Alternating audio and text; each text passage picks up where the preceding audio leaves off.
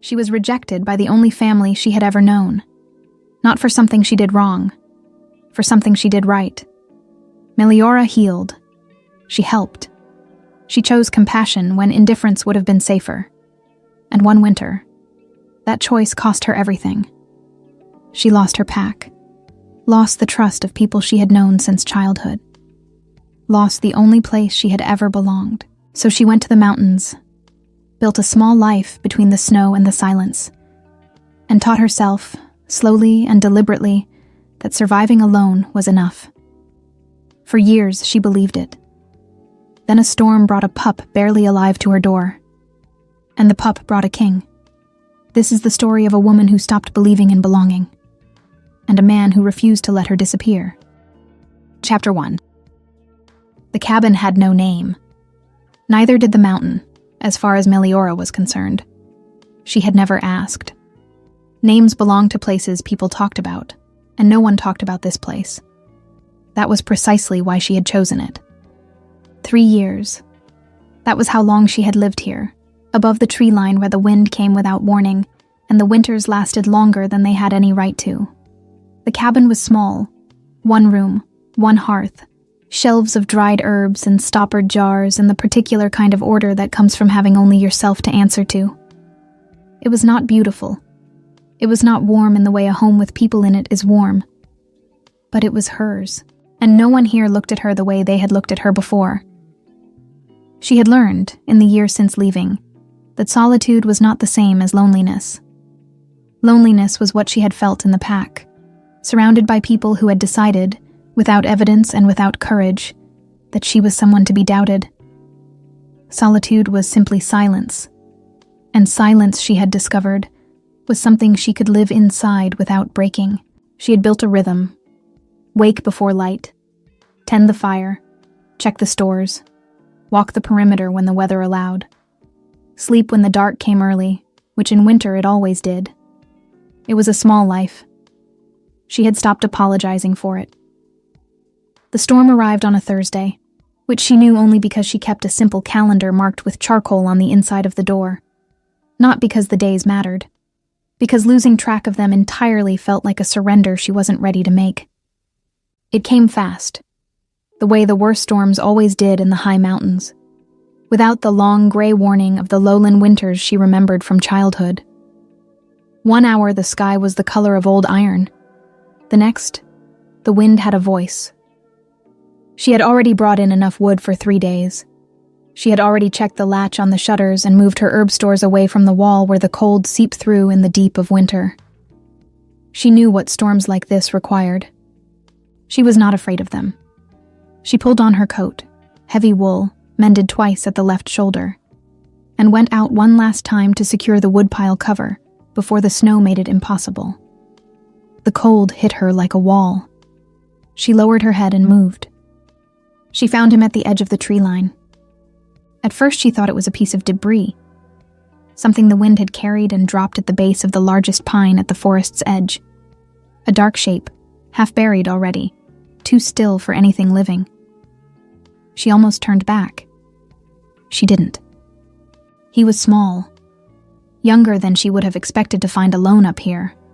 A wolf pup, barely past the age where they should still be with their mother, his dark fur matted with ice, and his breathing so shallow, she had to crouch and watch for a long moment before she was certain it was there at all. She looked at him for a long moment. She thought about what had happened the last time she had chosen to help a wolf she didn't know. She picked him up anyway. Because some things don't change. Not really. Not even after everything. He was lighter than he should have been. She held him against her chest, inside her coat as much as possible, and walked back to the cabin with her head down against the wind. He didn't struggle. He didn't make a sound. He simply allowed himself to be carried, which told her more about how close he was to the edge than anything else could have. Inside, she moved quickly and without sentiment. Fire built up, blanket on the floor near the hearth, hands checking for injuries. A deep cut along his right flank, not fresh, already beginning to show the early signs of cold damage. She cleaned it. She dressed it. She spoke to him quietly while she worked. Not words exactly, just sound. The kind of low, continuous murmur she had used years ago with animals that were frightened and needed to know they were not alone. He was unconscious for most of it. His breathing steadied somewhere in the second hour. By the time the storm was fully upon the mountain, the wind loud enough now that she could feel it in the walls, he was sleeping in a way that looked less like the edge of death and more like simple exhaustion. Meliora sat back on her heels and looked at him. "You picked a terrible night," she said quietly. He didn't answer. She didn't expect him to. She added another log to the fire and settled into the chair beside him, her hands wrapped around a cup of water gone lukewarm, and listened to the storm do what storms do. Outside, the mountain was white and furious. Inside, the fire held. She had chosen this.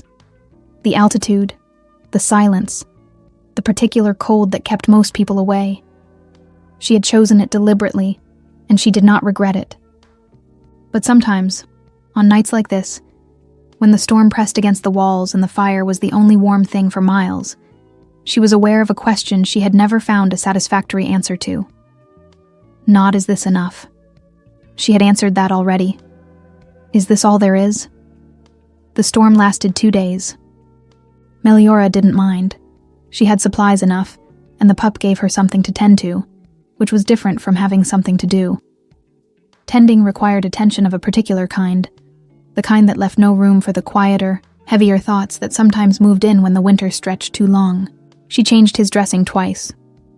Coaxed water into him with a cloth on the second morning, when he was conscious enough to swallow but not yet strong enough to lift his head. By the afternoon of the second day, he was watching her from the blanket, with eyes that were alert and cautious, and very, very gold. She recognized that look. She had worn it herself for years. "I don't know if you're safe," it said, "but I don't have the strength to leave."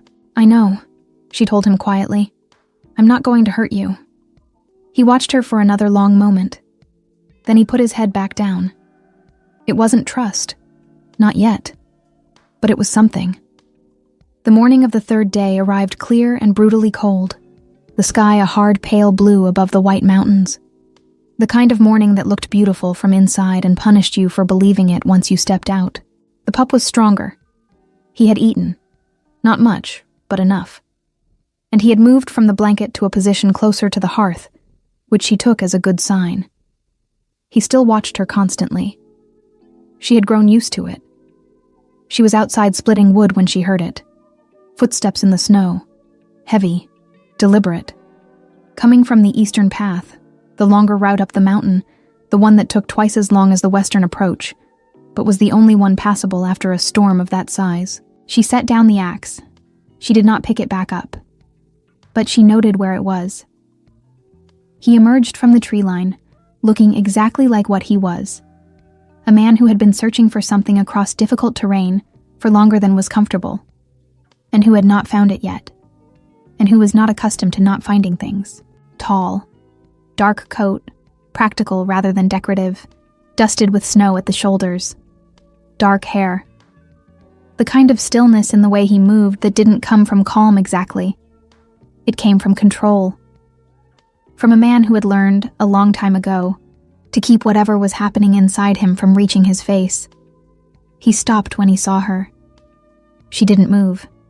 For a moment, neither of them spoke. The mountain was very quiet around them, in the way it gets after a big storm. That particular held silence, as if the world is catching its breath. Then his eyes moved to the cabin door. "I'm looking for a wolf," he said. "Young.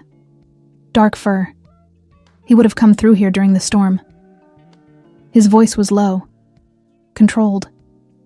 Not a question, a statement of fact, the way men speak when they are used to the world confirming what they already know.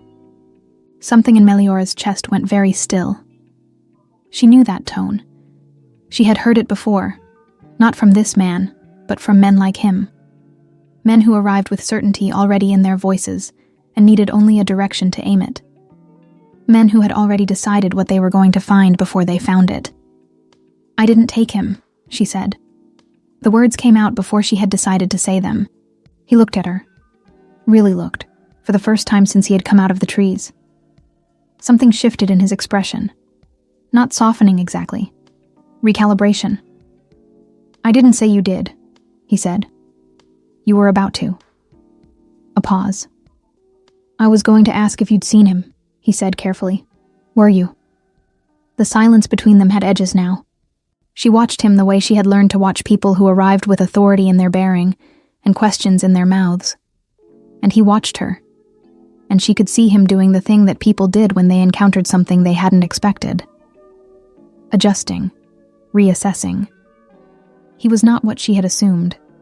She was not what he had assumed. Neither of them had enough information yet to know that. "He's inside," she said finally. Something moved across his face then. Fast and real and entirely unguarded. Relief. Pure and immediate before he could contain it. It lasted less than 2 seconds. But she saw it. "He was at the tree line when I found him," she continued, her voice even. "During the storm, he was injured and hypothermic. I brought him in. He was already moving toward the door. She stepped into his path. Not blocking him, not quite, but present. He's been through enough," she said quietly. "You can see him, but you come in calmly, or you don't come in at all." He stopped. He looked at her, this woman standing in the snow outside a mountain cabin, telling him how he was going to enter a room. He looked at her for a moment. This woman standing alone in the snow outside a mountain cabin, telling him how he was going to enter a room. And something shifted in his expression that she couldn't quite read. Not irritation, not amusement. Something closer to recognition. "All right," he said. He said it the way a man says something he means, not the way a man says something to end a conversation. Inside, the pup lifted his head the moment they crossed the threshold. He saw the man. Something happened in his whole body at once. A loosening, a recognition so complete it was almost painful to witness. He tried to stand and managed it on the third attempt, legs unsteady, tail moving. The man crossed the room in 3 steps and crouched down. And for a moment, he was entirely unguarded, hands checking the pup's injury with a gentleness that didn't match the controlled stillness he had carried in from the mountain. Voice dropped to something low and private. He stayed crouched for a long time. Longer than necessary. Longer than the pup required. His hands moved carefully over the dressing she had applied, checking her work with a precision that wasn't distrust. It was thoroughness. The thoroughness of a man who had learned, probably early and probably the hard way, that the details other people overlooked were usually the ones that mattered. Meliora stood by the door and watched. She had been wrong about him. She didn't know yet what the correct version was, but she noticed and filed it away with the particular care she gave to things she didn't yet have a category for, that when he finally stood and turned back toward her, his eyes didn't go to the pup. They went to her, not with demand, not with question. Simply looking. The way someone looks when they are deciding whether a person is all right. She couldn't remember the last time anyone had checked. He should have left that afternoon. The storm had passed. The eastern path was passable. Difficult, but passable. He had found what he came for. There was no practical reason to remain in a stranger's cabin on the side of a mountain when the way down was open and a kingdom waited at the bottom of it. He stayed anyway. Not because he asked to, not because she invited him, but because when he stood and looked at the pup, still unsteady, the dressing on his flank fresh and precise, in a way that told him someone had known exactly what they were doing, he understood that moving him now would undo 3 days of careful work. "Another day," he said. It wasn't a question. Meliora looked at the pup, then at him. "The dressing needs changing again tomorrow morning," she said. "If you move him before that, the wound will reopen. Then I'll stay until tomorrow morning." She said nothing. Which was not the same as agreeing, but it was not the same as refusing either. The cabin was not built for 2 people. This became apparent within the first hour. Not dramatically. There was no confrontation, no collision, no moment where the smallness of the space became a problem either of them acknowledged aloud. It was subtler than that. The awareness of another person where there had been no other person for 3 years. The way she adjusted her movements without thinking, reaching past him for a jar of herbs, angling slightly differently when she tended the fire. The small, unconscious recalibrations of a body that has learned to exist in a space alone and is now learning, reluctantly, that the space has changed. He was not intrusive. She would give him that. He found a place, the chair near the window, away from the hearth, away from her workbench. And he occupied it with the particular stillness of a man who understands that he is a guest in someone else's space and is choosing to behave accordingly. He didn't offer conversation. He didn't fill the silence with questions. He sat with the pup at his feet, and he was simply present. It should have been easier to ignore than it was. She made soup that evening. Not for him. She would have made it regardless. But there was enough for two, and not making him a bowl would have required a deliberateness that felt like its own kind of statement. So she set a second bowl on the table without comment, and he came to the table without comment, and they ate in a silence that was not comfortable exactly, but was not hostile either. Somewhere in the middle of it, he said, "You knew what you were doing, with the wound." It was not a compliment precisely. It was an observation, the kind that acknowledges competence without making anything of it. "I was a healer," she said. "In my pack." She hadn't meant to say that last part. In my pack. Past tense. The two words that contained everything she hadn't told him and wasn't planning to. He didn't pursue it. He simply nodded, the way someone nods when they have heard something that raises questions they have decided, for now, not to ask. But she noticed that he didn't let it go entirely either. He set his bowl down with a small deliberateness, the movement of a man filing something away rather than discarding it. In her pack. Past tense. Two words that contained a wound she hadn't named and he hadn't asked her to. He wasn't going to ask, but he wasn't going to forget either. She wasn't sure if that made her more or less comfortable. After dinner, he helped her clear the table. She hadn't asked him to. She hadn't expected him to. Men like him, men with that particular quality of authority, that controlled stillness, did not generally reach for bowls to wash in mountain cabins. It wasn't cruelty. It simply wasn't something that occurred to them. It occurred to him. She noticed. She didn't say anything about it. That night, she gave him the blanket from the chest at the foot of her bed. The spare one, wool, heavy enough for the mountain cold, and he made a place for himself near the hearth, without being asked to, and without making anything of it. She lay in her bed in the dark, and listened to the fire settle, and thought about the fact that there was a man sleeping on her floor. Not with fear. Not exactly with comfort either. With something she didn't have a clean word for. The particular unease of a person who has arranged their life very carefully around the absence of other people, and has just been reminded without warning that other people exist. She hadn't forgotten. Not really. She had simply gotten very good at not thinking about it. The pup was breathing steadily near the hearth. Outside, the mountain was silent the way it gets after a big storm. That deep, particular quiet that feels less like peace, and more like the world holding its breath before whatever comes next. She closed her eyes. She did not sleep for a long time. Across the room, neither did he. He lay in the dark and thought about the way she had stepped into his path at the door. Not with aggression, not with fear. With a quiet, absolute certainty. You come in calmly, or you don't come in at all. That had stopped him the way very few things stopped him anymore. He thought about in my pack, past tense. He thought about the way she moved in this space. Precise, self-sufficient, entirely without performance.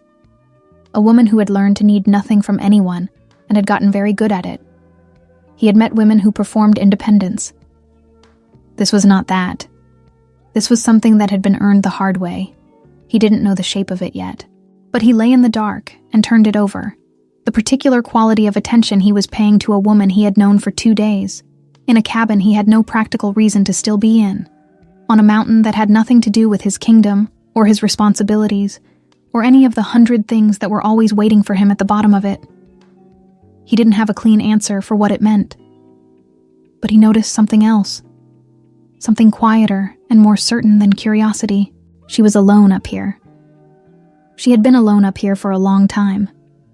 And whatever had put her here, the past tense, the careful neutrality, the way she had stepped into his path at the door, as if she had learned, somewhere along the way, that no one else was going to, had not been her choice.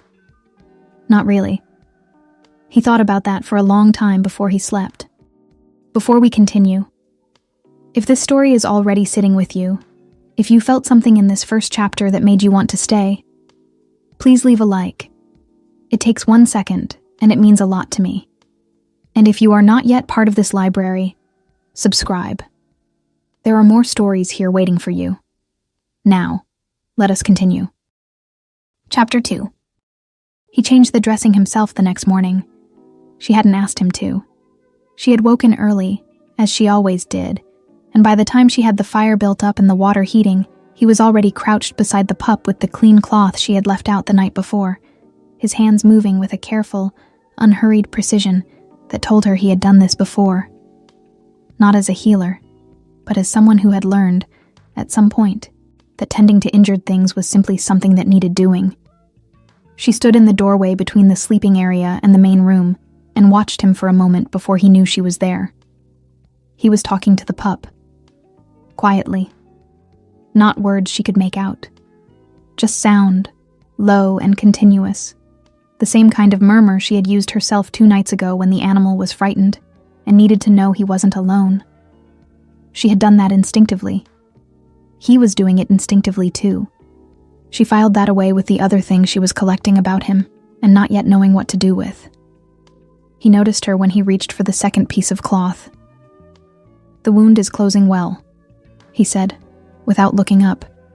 "You did good work." "I know," she said. A pause.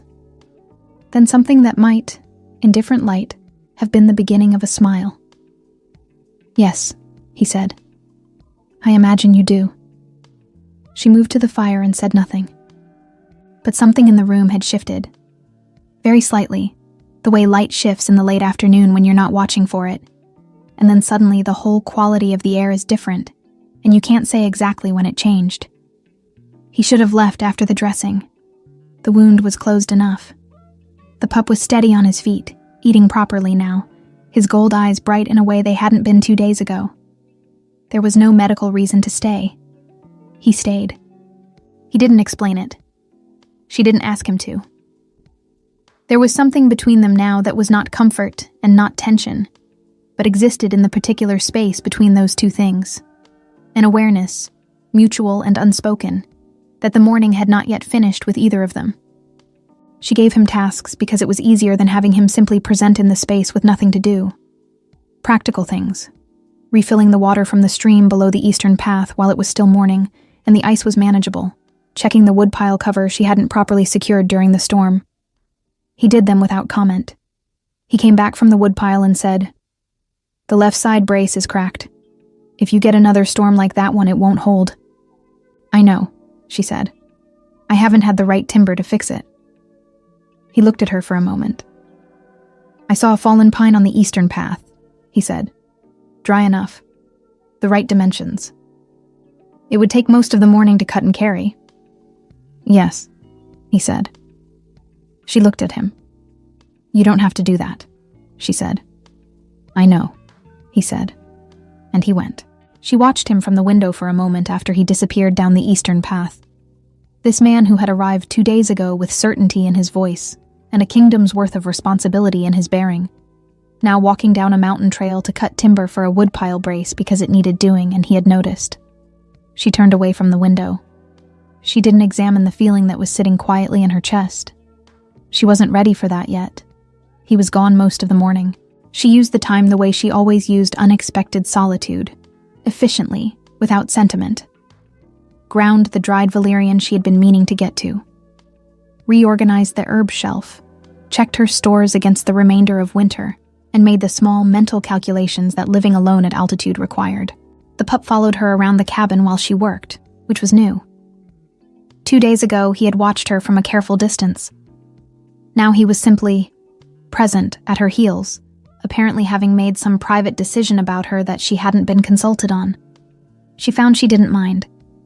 "Don't get attached," she told him. He sat on her foot. "That's not reassuring," she said. Gareth came back just before midday, with timber cut to length and stacked across his shoulders in a way that was entirely practical, and revealed, incidentally, something about the body beneath the dark coat that she noted and immediately set aside. He fixed the brace without asking her where the tools were. He found them, which meant he had paid attention to the layout of the cabin in a way she hadn't expected. While he worked, she watched him from the window, not entirely meaning to. He moved through the task with the efficiency of someone who had assessed the full problem before beginning. Not just the brace, she realized, but the entire woodpile structure. He reinforced 2 other points she hadn't asked him to. Points she hadn't noticed were weakening.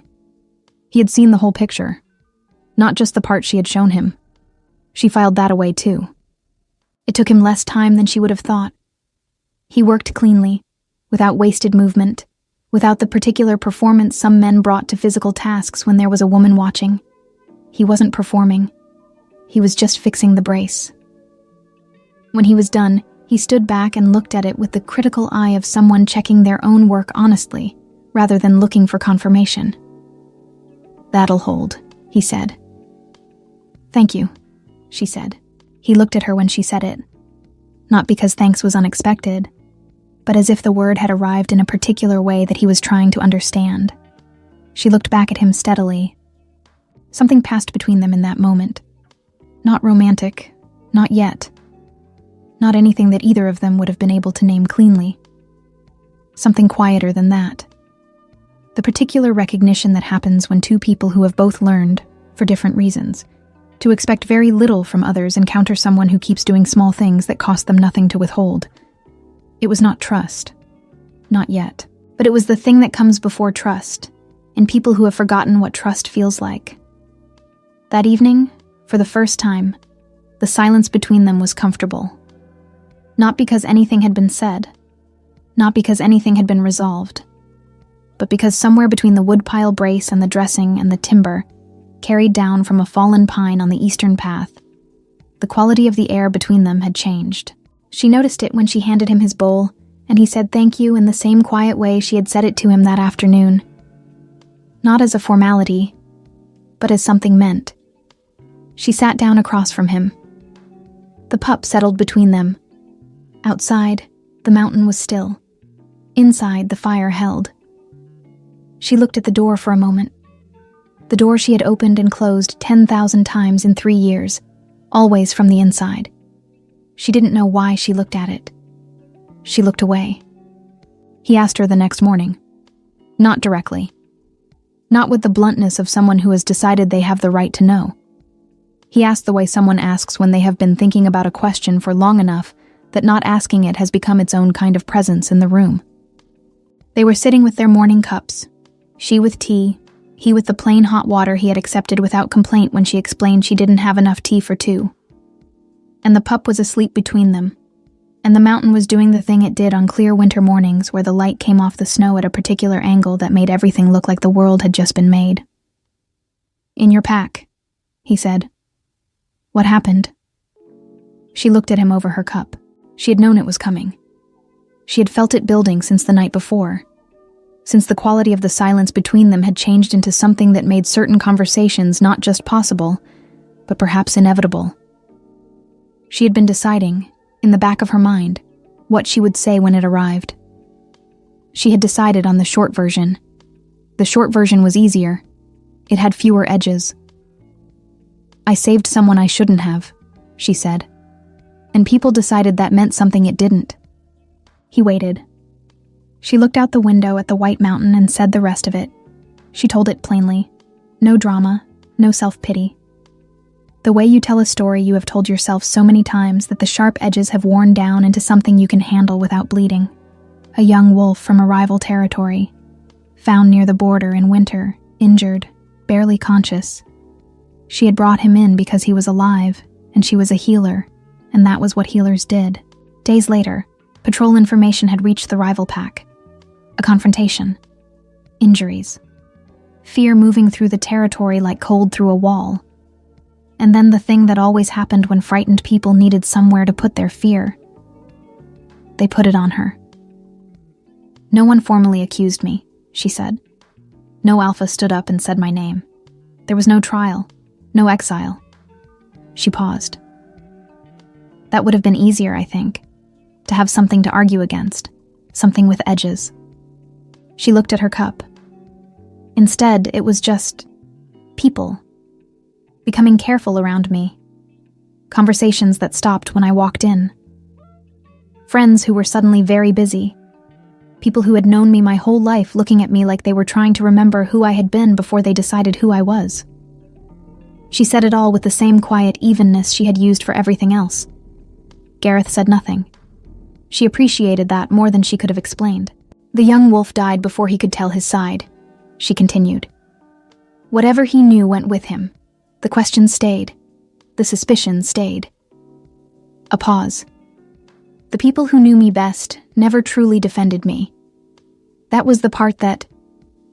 She stopped. She hadn't meant to say that last part. She looked back out the window. That was the part that settled it, she said, when I understood that no one was coming to clear my name, no one was coming to choose me. She picked up her cup again. So I left. The fire crackled. The pup shifted in his sleep. Outside, the light on the snow was very bright and very cold. Gareth was quiet for a long time after she finished. Not the silence of a man who doesn't know what to say. The silence of a man who is being careful about what he says, because he understands, suddenly and completely, that he is in the presence of something that was survived, rather than overcome. And that surviving it had cost this woman something she had never gotten back. How long ago? He said finally. 7 years. Another silence. And the person who actually passed the information, he said carefully. Was it ever identified? Something shifted in her expression. Small. Controlled. No, she said. It was never identified. He looked at her, at the careful flatness of her voice when she said it, the particular stillness of someone who has made peace with something they haven't actually made peace with. Does it matter to you? He asked. Knowing? She was quiet for a moment. It used to, she said. I spent the first year going over it. Every person, every conversation, every moment that might have... She stopped. After a while, I understood that knowing wouldn't change anything. The damage was done. The people who had decided had decided. Knowing who started it wouldn't make them undecide. She said it like she believed it. He wasn't sure she did. He looked at her for a long moment, at the careful flatness of her voice, the particular stillness of someone who has made peace with something by deciding the thing no longer existed, rather than by actually making peace with it. 7 years. She had carried this for 7 years because no one had thought to look. Because frightened people had chosen a direction, and no one with the authority to question that direction had questioned it. He had that authority. He hadn't known her then. He knew her now. The decision formed quietly, the way his most certain decisions always formed.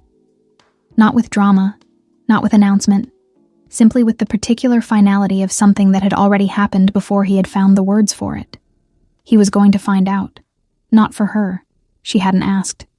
Not for the kingdom. It had nothing to do with the kingdom. Because she deserved to know.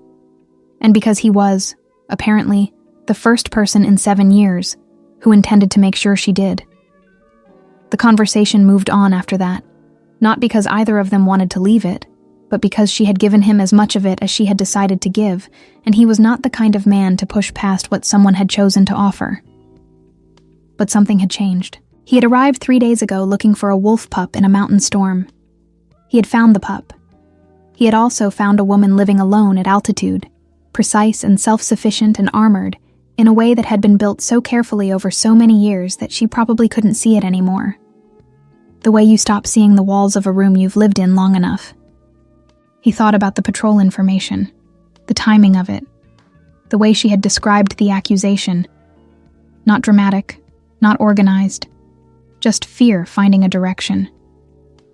He thought about 7 years. He thought about a woman who had chosen compassion and been punished for it so completely and so quietly that she had climbed a mountain and convinced herself that solitude was enough. Something that was not quite anger moved through him. He kept it off his face, but it stayed. That evening he told her his name, not his title, not what he was, just his name. "Gareth," he said, when they were sitting with the last of the evening fire, and the pup was asleep, and the silence was the comfortable kind again. She looked at him. "I know," she said. He stilled. "You knew." "Not at first," she said. "The coat, the way you move, the way you didn't ask me who owned this territory." A pause. "It took me until the second day." He was quiet for a moment. "And you didn't say anything." "Neither did you." He looked at her, this woman who had known for 2 days that she was housing the Alpha King in her one-room mountain cabin, and had said nothing, asked for nothing, treated him with the same careful, measured equanimity she applied to everything else. "Most people," he began. "I'm not most people," she said simply. She picked up her cup. He looked at the fire. "No," he said quietly. "You're not." The fire was low. The mountain was dark outside the window. "The world below the mountain," he said after a moment. Not a question. Not quite a statement. Something in between. The careful opening of a door he wasn't sure she was ready to walk through. She looked at him. "What about it?" she said. "It's still there," he said simply. "That's all." She was quiet for a long time. "I know," she said finally. She said it like she had forgotten, like being reminded was both the kindest and the most complicated thing he could have done. Chapter 3. He left the next morning. Not without warning. Not the way people had left her before. Gradually, with excuses. The slow withdrawal that was worse than any clean departure, because it made you question every moment leading up to it. He told her the evening before, simply and directly, that he needed to return to the kingdom, that he had already been away longer than intended, that there were responsibilities that didn't pause because he was on a mountain. She had nodded. She had said, "Of course." She had meant it. In the morning he changed the pup's dressing one last time while she packed him a provisions bundle for the descent. Dried meat, hard bread, 2 stoppered jars of the salve she used for the wound. Practical things. Things that required no explanation and no acknowledgement of anything other than the fact that a man was descending a mountain in winter and would need to eat. He took the bundle without making anything of it. She appreciated that. The pup understood before either of them said anything. He had been watching the preparations with the particular alertness of a young animal that has learned, the hard way, to read the meaning of movement. When Gareth crouched to say goodbye, he pressed his nose against the man's hand and held it there for a long moment. Meliora looked away. At the door, Gareth stopped. He turned back and looked at her. Standing in the middle of her cabin, arms at her sides, her expression the careful neutral she wore when she was feeling something she had decided not to show. "Thank you," he said, "for what you did for him." "He needed help," she said. "It wasn't complicated." "No," he said. "I don't suppose it was. For you." She looked at him. He looked at her. There was something in the space between them. Something that had been building since the woodpile brace. Since the evening fire. Since I know spoken quietly across a room by a woman who had housed a king for 4 days and asked him for nothing. Neither of them said it. Neither of them was ready. He looked at her for a moment longer than the conversation required.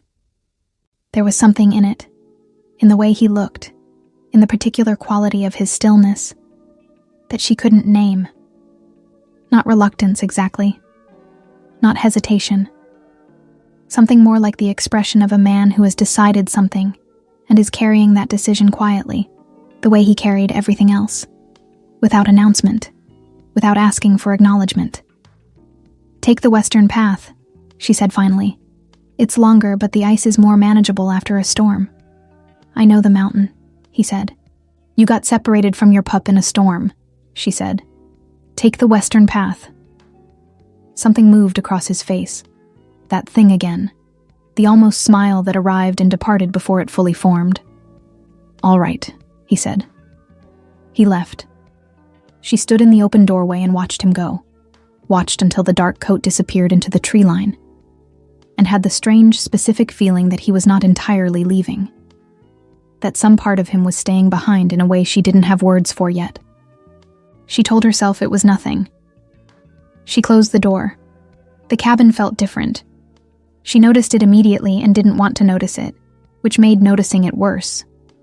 It wasn't emptiness exactly. She was used to emptiness. She had built a life inside it and learned its particular texture and weight. It was something more specific than that. It was the absence of a particular presence. She moved through her morning routine with the deliberateness she used when she needed her body to remind her brain how things worked. Fire, water, herbs. The pup at her heels, quieter than usual, doing his own version of the same adjustment. "He's gone," she told the pup. "That was always going to happen." The pup looked at her. "It was 4 days," she said. "It doesn't mean anything." She picked up the valerian she had been grinding yesterday and set it back down. She stood at the window and looked at the mountain. He had said, "The world below the mountain is still there." She had said, "I know." She had meant it as a deflection, the particular kind of knowing that was really a form of not wanting to discuss something. But in the days since he had left, she had found herself returning to it in the way you return to a sentence that meant more than you let yourself hear the first time. The world below the mountain. She had not thought of it as a place she could return to. She had thought of it as a place that had finished with her, or that she had finished with, which amounted to the same thing. He had said it like neither of those things was permanent, like it was simply still there, waiting, without judgment. She didn't know what to do with that, so she set it aside, the way she set aside everything she didn't know what to do with, and went back to the valerian. But she noticed that evening that she stood at the window for longer than she needed to, looking down the mountain, not waiting. She told herself she wasn't waiting. The days that followed were ordinary. That was the word she kept returning to. Ordinary. The same rhythm she had built over 3 years. Wake, fire, stores, walk the perimeter, work, sleep. The same silence. The same particular quality of solitude that she had learned to live inside without breaking. It felt different now. Not worse, exactly. Or not only worse. More like she had forgotten, in 4 days, the specific weight of it, the way it pressed. She had gotten used to the sound of another person in the space, the particular cadence of his movements, unhurried, deliberate, without waste. The low murmur of him, talking to the pup in the mornings. She had not realized how much she had noticed until there was nothing left to notice. The pup didn't help. He had taken to sitting by the door in the evenings, not restless, not anxious, just present there, watching it with his gold eyes, in a way that said very clearly that he was waiting for something she was pretending she wasn't waiting for too. "Stop that," she told him one evening. He looked at her. "He's not coming back," she said. "Men like that don't come back to places like this. They have kingdoms. They have responsibilities." She paused. "They have lives that have nothing to do with a one-room cabin and a woman who lives alone on a mountain because she ran out of better options." The pup held her gaze for a long moment. Then he looked back at the door. She picked up her book and didn't read it. On the 7th day, she stopped telling herself it didn't mean anything, not because she had decided it meant something, but because the energy required to keep insisting it didn't had become more exhausting than simply letting the feeling exist without a verdict. He had been kind. He had fixed the brace. He had changed the dressing without being asked. He had listened to her tell the worst thing that had ever happened to her, and he had not looked at her differently afterward. That was all. It was also more than anyone had given her in 7 years. She was aware that was a problem. Not because of what it said about him, because of what it said about how small she had let her world become. She sat with that for a long time. Outside, the mountain was cold and still and entirely unhelpful. Inside, the fire held. And on the 8th day, she heard footsteps on the eastern path. She was at the window before she had decided to move. The dark coat emerged from the tree line. He was carrying something. A wrapped bundle, practical, the size of a saddlebag.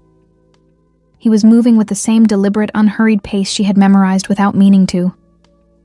He looked up at the cabin and saw her at the window. He raised a hand. Simple. Undemonstrative. She stepped back from the window. She stood in the middle of the cabin for a moment, her heart doing something she had no patience for, and then she went to the door and opened it before he knocked. He stopped on the threshold. "I said I knew the mountain," he said. "You took the western path," she said. "I took the western path." She looked at him. He looked at her. "Come in," she said. He did. He stayed 3 days the second time. Not because of the pup. The pup was healed, steady on his feet, entirely recovered in the uncomplicated way that young animals recover when they have been well cared for. Not because of the weather. The mountain was cold but clear, the paths passable, no storm threatening on any horizon. He stayed because he had come back to stay. He didn't say that. She didn't ask him to confirm it. But it was present between them in the way certain true things are present. Not spoken, not hidden, simply there. The way the mountain was there, requiring no announcement. The bundle he had carried up the eastern path contained practical things. A length of good rope. A jar of rendered fat for weatherproofing the cabin's exterior boards. 2 books. One on mountain herbs she didn't have. One without any practical value at all. Simply a novel. The kind with a cracked spine that said someone had read it more than once. She looked at the novel for a moment. She looked at him. He was unpacking the rope with his back to her. She put the novel on her shelf between the valerian and the dried elderflower and said nothing. The rhythm of the cabin adjusted around 2 people more naturally the second time. She noticed that and tried not to find it significant. The body adapted, she told herself. That was all. 3 years of solitude and 4 days of company, and 8 days of solitude again and now company once more. The body simply updated its calibrations. It didn't mean anything beyond that. The pup was entirely unbothered by this internal argument. He divided his time between them with the cheerful pragmatism of a creature that had decided both humans belonged to him and saw no contradiction in this. She found herself, on the second morning, telling Gareth about the herbs. Not in a deliberate way, not sitting him down to explain her work. Just talking while she worked, the way you talk when someone is present, and the silence has become comfortable enough that filling it occasionally feels natural rather than necessary. She told him about the mountain valerian, and how it grew differently at altitude. Shorter, more potent, less predictable than the lowland variety. She told him about the elder tree at the base of the western path, the one she checked every spring for the first flowers, and how she had built her entire fever treatment around that single tree because it was the only elder within 2 hours of the cabin. He listened the way he did everything, with his full attention and without performance. At one point he asked a question that told her he had understood something she hadn't explained directly, that had to be inferred from 2 separate things she had said 20 minutes apart. She paused. "You were paying attention," she said. "I was," he said simply. She turned back to her work. The feeling in her chest did not have a clean name. On the second afternoon, he asked if he could look at her records. She kept records the way all healers kept records, a system that made complete sense to her and would have been impenetrable to anyone else. Cases documented in her careful handwriting, treatments, outcomes, notes on what had worked and what hadn't, and why she thought so. 7 years of solitary practice in the margins of the mountain. She handed them over without entirely knowing why. He read them the way he had listened, with his full attention, turning pages slowly, occasionally going back to reread something. She watched him from across the room and felt the particular vulnerability of having someone look at your work. Your real work. The work you do when no one is watching and there's no performance required. He looked up after a while. "These are good," he said. "Not impressive, not remarkable for someone working alone. Just good." "I know," she said. The almost smile. "Yes," he said. "I imagine you do." That evening, after dinner, he was quiet in a different way than his usual quiet. She noticed it the way she noticed everything about him now. Not looking for it, simply receiving it.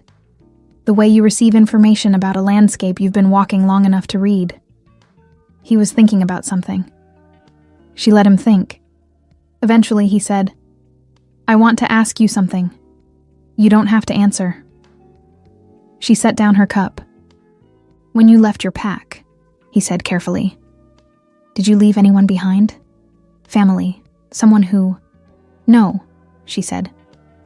The word came out simply. No grief in it, just fact.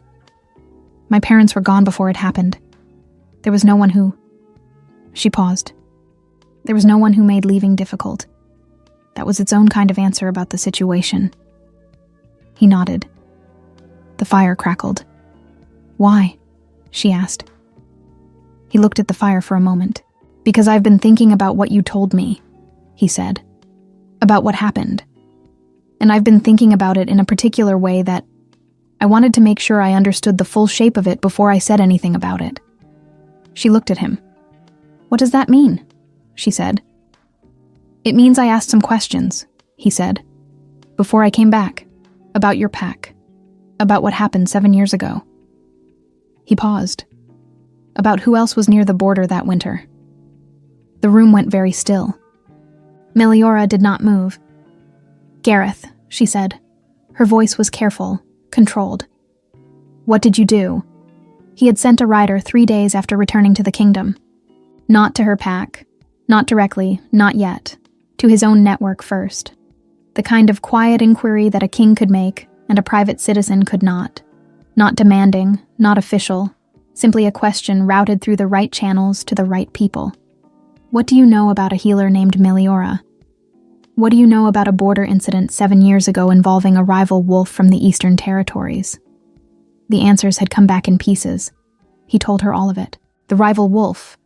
His name had been Kale, she learned now for the first time, 7 years later, sitting by a fire in a mountain cabin. Kale had been 19. He had crossed the border alone, without pack sanction, because he was young and injured and desperate, and the closest shelter was on the wrong side of the line. He had not carried patrol information. He had not been capable of carrying patrol information. He had been unconscious for most of the 3 days before he died. The patrol information had come from somewhere else. It had taken Gareth's rider less than a week to find the shape of it, because the shape of it, it turned out, had never been particularly hidden. It had simply never been looked for. By anyone. In 7 years. A woman in the pack. Not a figure of authority. Not someone with power or position, or anything to protect except the particular small social territory that certain people defend more viciously than kings defend kingdoms. Her name was Lena. She had been afraid of Meliora for years, afraid of her competence, her quiet capability, the way people trusted her without her asking to be trusted. She had carried that fear for a long time before the winter gave her somewhere to put it. She had passed the patrol information to the rival pack herself, not through Kale, not through anyone, directly, because she had seen an opportunity, and she had taken it. And she had spent 7 years watching a woman climb a mountain and disappear, and telling herself it had nothing to do with her. It had everything to do with her. Gareth told her all of this quietly, and without drama, the way he did everything. He told her Lena's name. He told her the name of the rider who had confirmed it. He told her there was documentation. Not for a formal proceeding, not unless she wanted that, but existing, real, the kind of evidence that could not be explained away or reframed or gradually forgotten. And then he told her the rest of it. He had not only found the truth, he had ensured it could not be buried again. The documentation had been placed with the council of her former pack, not as an accusation, not as a demand, but as a record, permanent and official and impossible to ignore. Lena had been called before the elders. The pack knew. Not because he had demanded justice on her behalf. He had been careful about that, careful not to make it his story to tell, or his wound to avenge. But because a wrong that had been allowed to stand for 7 years had been given a shape, a name, and a witness with enough authority that no one could choose not to see it. Her name was clean, not in the way that time cleans things, gradually, imperfectly, with doubt still clinging to the edges. Clean the way a formal record is clean, permanent, unambiguous. He told her that Cale had been 19 years old and alone, and had died without anyone knowing his name, and that she had been the last person to try to save him, and that she had been right to try. He told her she had been right the whole time. He said it simply, like a fact, like something that had always been true, and simply needed someone to say it out loud. Meliora sat across from him and did not speak for a long time. The fire crackled. The pup was asleep between them. Outside, the mountain was dark and cold and entirely still. Inside, something was happening that she didn't have words for yet. Something large and slow-moving, the way glaciers move, the way the kind of grief that has been frozen for a very long time begins, eventually, to thaw. She had been right. She had been right the whole time. And no one had come to tell her that for 7 years. Until now. Until this man who had arrived in a storm looking for a wolf pup, and had stayed, and left, and come back, and quietly sent a writer to find the truth she had stopped believing anyone would look for. Without her asking. Without her knowing. Because he had listened to her tell the worst thing that had ever happened to her, and he had decided, without announcement, that it mattered. She looked at him across the fire. "Why?" she said. The word came out smaller than she intended. He looked at her steadily. "Because it was the truth," he said, "and you deserve to know it." The fire was very low now. The cabin was warm and still. Meliora looked at him for a long time without speaking. "My name," she said finally, "below the mountain, is clean," he said.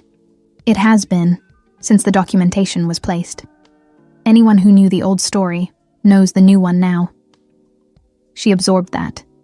7 years she had lived above the world, because the world below had decided who she was without asking her. And now that decision had been unmade, not by time, not by forgetting, but by this man who had arrived in a storm and listened, and quietly, without announcement, had gone and fixed it. "You didn't have to do that," she said. "I know," he said. "I didn't ask you to." "I know that too." She looked at her hands. "The world below the mountain," she said quietly. She returned the words to him now, not as deflection, not as distance, but as something she was finally ready to hear. "Is still there," he said. "And now it has nothing to hold against you." She didn't answer. But something in her face shifted, very slightly, the way the sky shifts in the last minutes before dawn. Not yet light, but no longer entirely dark. Chapter 4. She didn't cry immediately. That was the thing about grief that had been frozen for a long time.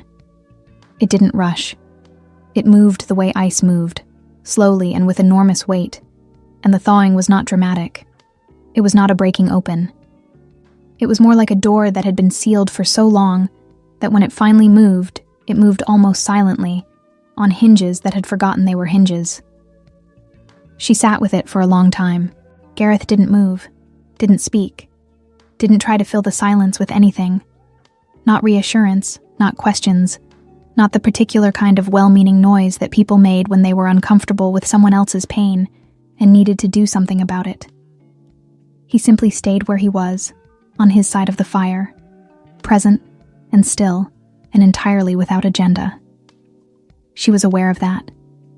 She was aware of everything about him in this moment, with a clarity that felt almost unbearable. The first thing she said, after a long time, was, "Cale." Just the name, testing the weight of it. "He was 19, she said. "Yes." "I didn't know his name." She looked at her hands. "I knew everything else about him.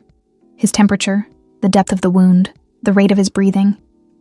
I knew when it was going to go wrong before it did. I sat with him for 3 days. She paused. I didn't know his name. You know it now, Gareth said quietly. She looked up at him. Cale? She said again. Different this time. Not testing. Placing. Giving the name somewhere to live after 19 years and 7 of them carrying the wrong meaning. Gareth held her gaze. He crossed the border alone, she said. He was injured. He came because there was nowhere else. Yes. And Lena... She stopped, started again. Lena watched me leave. She watched me climb this mountain and disappear, and she stopped again. The fire crackled. She let you go, Gareth said. Simply, without embellishment. She let me go, Meliora repeated. The words landed differently than she expected. Not with anger. Or not only with anger. With something sadder than anger. The particular grief of understanding, finally and completely, that the damage was not an accident.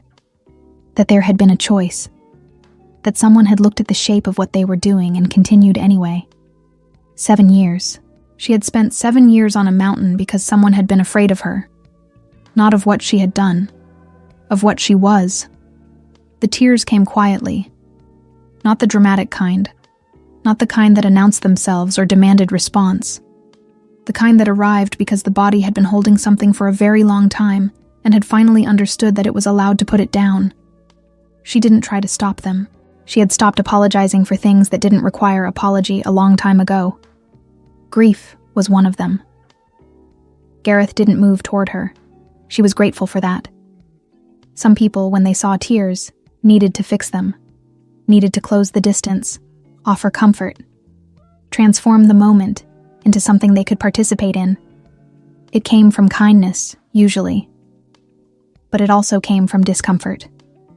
From the inability to simply witness someone else's pain without making it about the witnessing. Gareth was not that. He stayed where he was. He was simply present. Fully, quietly, entirely present, in the way that certain people are present when they have learned, through their own particular suffering, that sometimes the most profound thing you can offer someone is the willingness to remain in the room while they feel what they feel. She cried for a while. He stayed. The pup woke at some point and moved. Not to her, not to him, but to the space between them, where he settled with his head on his paws and his gold eyes open, bearing witness in his own way. When it passed, she felt hollowed out in the way that was different from emptiness. Emptiness was an absence.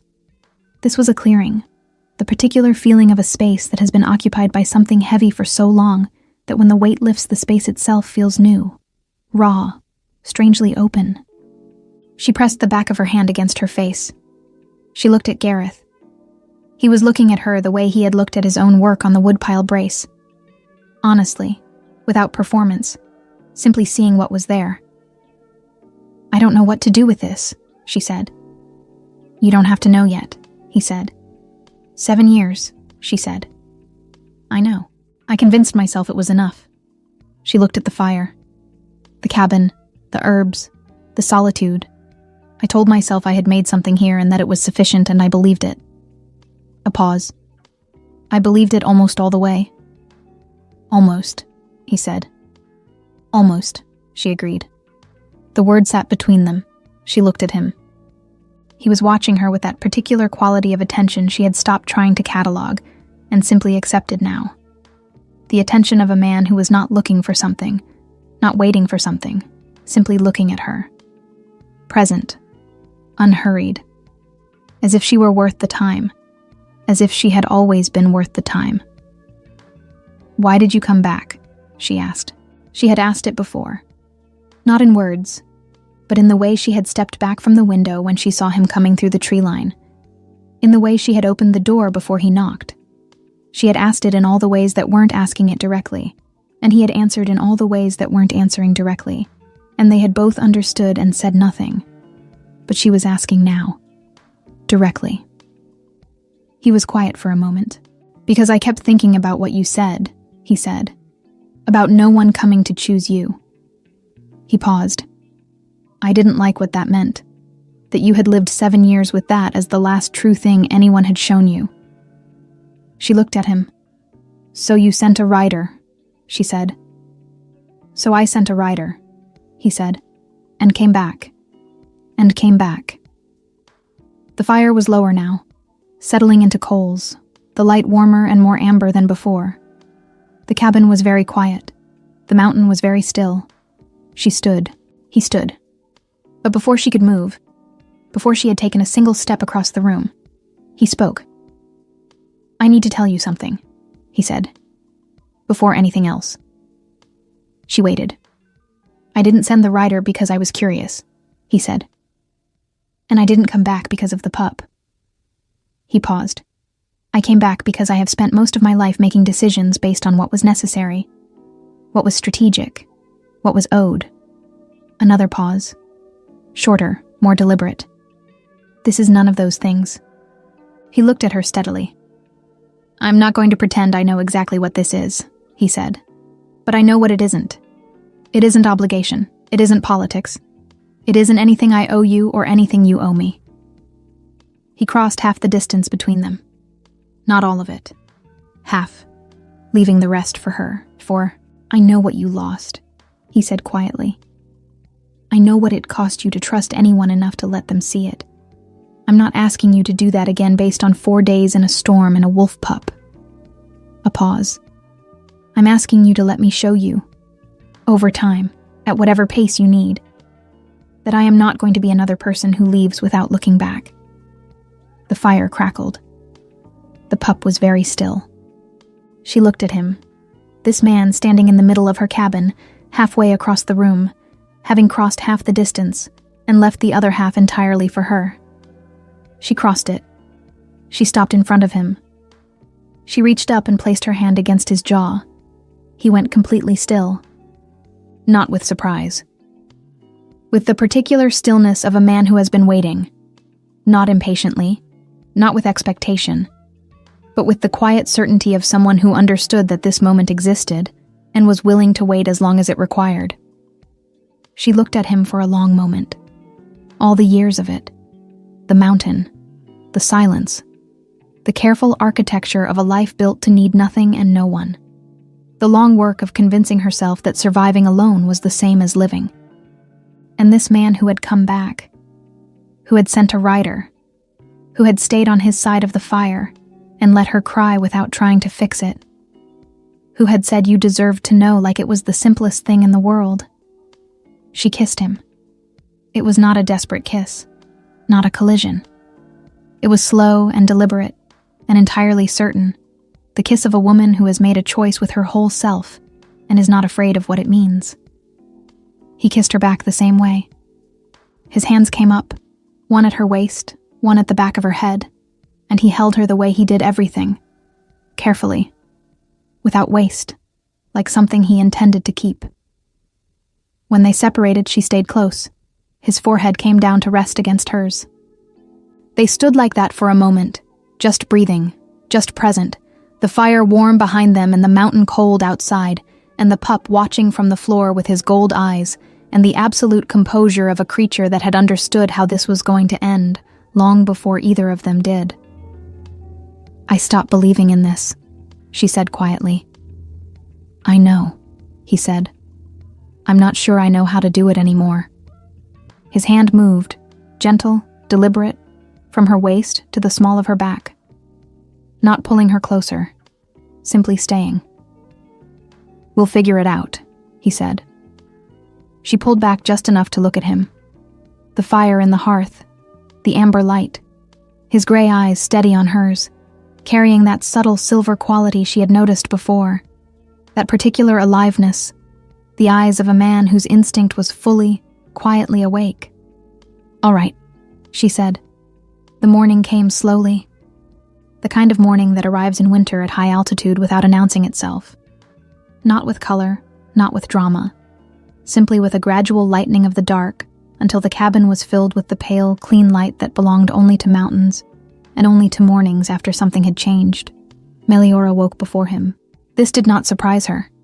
She had woken before everyone for 3 years. Before the birds, before the light, before anything that required her to be a person among other people. The body kept its habits even when everything else shifted. She lay still for a moment and listened to the mountain. Then she got up and built the fire. He woke to the smell of tea. She had found enough for 2 this time. A small reserve she had been keeping without entirely knowing why, the way you keep certain things without examining the impulse too closely. He sat up and looked at her across the room and said nothing. She handed him the cup. He took it. Their fingers touched briefly on the handle. Neither of them made anything of it. Both of them noticed. They didn't speak for a while, not from discomfort, from the opposite of discomfort. The particular ease of 2 people who have passed through something significant together and arrived on the other side and find that the silence between them now has a different quality than it had before. Lighter, less defended. The pup ate his breakfast with great enthusiasm and then sat by the door, which had become his morning position. Not waiting exactly, simply oriented toward the world in the way that young animals are oriented when they have recovered and are ready. "He wants to run," Gareth said. "He's been ready for 3 days," Meliora said. "He was being polite." "He's never polite. He's been polite to me." Gareth looked at the pup. The pup looked back at him with complete innocence. "Traitor," Gareth said. The pup's tail moved once, unrepentant. Meliora looked at her cup and did not smile, technically. The practical conversation came mid-morning. She had known it was coming, had felt it approaching since she woke, the way you feel a change in weather before it arrives. The night before had been real and true, and she had made a choice with her whole self, and she did not regret it. But real and true things still had to live in the actual world, which had its own requirements. He was a king. She was a woman who lived alone on a mountain. These were facts. She raised it directly because she had never learned to approach difficult things sideways and had stopped trying. "You have a kingdom," she said. "I do," he said. "And responsibilities that don't pause because you're on a mountain." "They don't." He looked at her. "You're not wrong," he said, "about any of it." She hadn't expected that. The kingdom is real. The responsibilities are real. The distance between a mountain cabin and what my life requires is real. He paused. "I'm not going to tell you those things don't exist. I'm going to tell you what I intend to do about them." He turned to face her fully. "I will come here as often as I am able. I will send word when I cannot. I will not disappear without explanation, and I will not ask you to wait without knowing what you are waiting for." Another pause. Shorter, more certain. "And when you are ready, if you are ever ready, I will make sure that the world below this mountain receives you as you deserve to be received. Not as someone returning in shame, as someone who was wronged and survived it, and came back by choice." He held her gaze.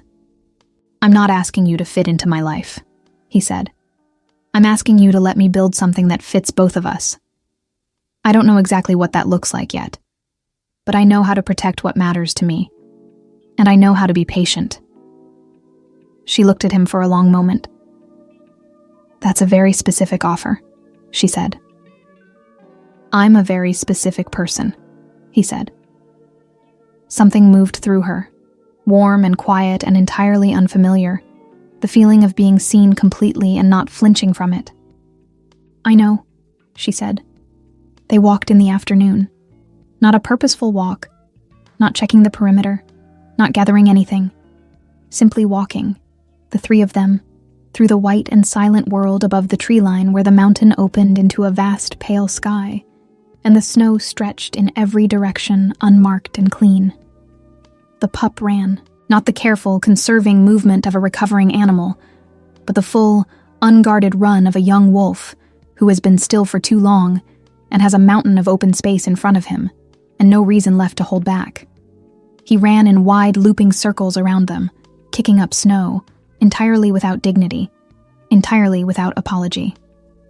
Meliora watched him. "He's going to be all right," she said. He was always going to be all right, Gareth said, once someone decided to carry him in. She looked at him. He was watching the pup with the quality of attention she had come to recognize as simply how he was. Fully present, nothing held back, no part of him elsewhere. He turned and found her looking. He didn't look away. She didn't either. The mountain was around them, vast and cold and entirely indifferent and also somehow exactly right. The kind of place where things became clear simply because there was nothing between you and them. No noise, no politics, no history that anyone else could see. Just the snow and the sky and two people standing in it. She reached out. She took his hand. He looked down at her hand in his. He closed his fingers around it. They stood like that for a moment, the pup still running his wide, joyful circles, the mountain still and white around them, the sky pale and enormous overhead. I spent 7 years convincing myself this wasn't possible, she said. I know, he said. I was wrong. You were working with the information you had, he said. It was incomplete. She looked at him. Is that what you tell yourself? She said. When you're wrong about something? When the wrongness wasn't a failure of character, he said. Yes, she considered that. That's a generous framework, she said. It's an accurate one, he said. For you. She looked at the snow. She looked at the sky. She looked at his hand holding hers. Steady, certain, without performance. All right, she said. Not to him. Or not only to him. To the mountain, to the 7 years, to the woman who had climbed up here and built a small life and convinced herself it was enough, and had been wrong about that too. Wrong in the best possible way, it turned out. All right. They came back to the cabin as the light was going. She made dinner. He set the table. The pup arranged himself by the hearth with the authority of an animal who has decided a place belongs to him and sees no reason to pretend otherwise. They ate in the comfortable silence that had become, over the course of a week and a storm, and more honesty than she had offered anyone in 7 years, simply the way things were between them. Afterwards, when the fire was low and the mountain was dark and still outside, she said it, not dramatically, not with ceremony. The way she said most true things, quietly, as if she had already decided and was simply letting the decision become audible. I think I'm ready, she said. Gareth looked at her. To come down, she said. Not immediately, not tomorrow, but soon. She paused. I think the mountain has done what it needed to do. He didn't say anything for a moment. Then, when you're ready, I'll be there. Not, I'll take you. Not, I'll arrange it. Simply, I'll be there. She nodded. Outside, the mountain was still. Inside, the fire held. And for the first time in 7 years, Meliora looked at the door and thought not about what was behind her, but about what was waiting on the other side. She came down from the mountain in early spring. Not dramatically. Not with ceremony. On a morning when the snow on the lower path had softened enough to walk without difficulty, and the elder tree at the base of the western trail had its first pale buds, the ones she had checked every year alone, the ones she had built her entire fever treatment around. She checked them one last time. Then she picked up the bag she had packed. Practical things, herb stores, her records, the novel with the cracked spine, and she walked down. Gareth was waiting at the bottom, not with a procession, not with ceremony, simply standing at the place where the mountain path met the valley road, the pup at his side, having ridden out alone at dawn because she had told him when she would come, and he had made sure he would be there. He didn't say anything when he saw her. She didn't need him to. She reached the bottom of the path and stopped in front of him, and looked at the valley stretching out ahead, wide and unhurried, and entirely indifferent to the 7 years she had spent above it. It was still there, exactly as he had said. She exhaled. He fell into step beside her. The pup ran ahead. She did not look back at the mountain. Not because she had forgotten it. She would never forget it. It had saved her life in its way. but because the woman who had climbed it was not the same woman who was walking away from it. And some doors, when they have done their work, deserve to be left open rather than closed. The world received her the way Gareth had promised it would. Not with fanfare, not with apology. Simply as someone who had returned. Some women survive by disappearing, and some of them, the ones who were never meant to stay disappeared, find their way back to the world because someone refused to let them forget it was still there. Meliora came down in the spring. She never went back up alone. If this story moved you, please leave a comment below. And if you want more, you are welcome to subscribe. There are more stories waiting.